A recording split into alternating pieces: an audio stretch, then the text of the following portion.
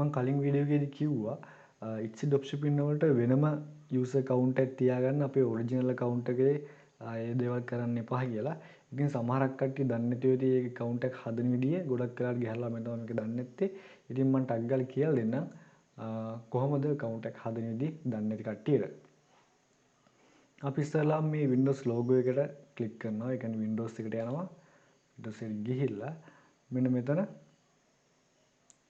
මෙතන මිනිස්සෙක් ඉන්න නෙනෙක් ක්ලික් කරන්න. ක්ලික් කරාට පස්සේ මෙතන තියෙනවා change account setting කියලා. මේකට යන්න.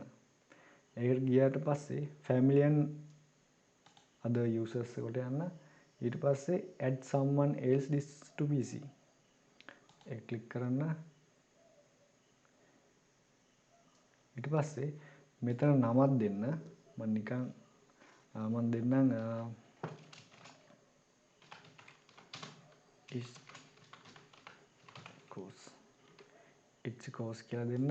මෙතනට password එකක් දෙන්න ඔයාලා. ඊට පස්සේ security question ටික හරියට දෙන්න.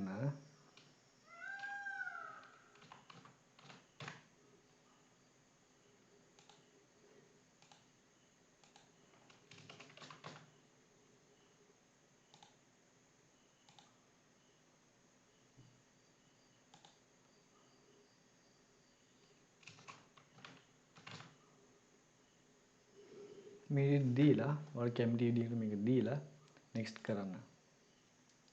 ඊට පස්සේ account එක හැදිලා ඉවරයි.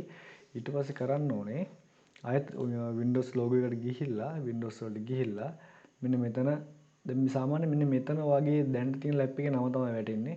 එතන ක්ලික් කරාට පස්සේ ඔයාලට මෙතන ඔයා අලුතෙන් හදපු එකේ නම පෙන්වෙන්න තියෙනවා.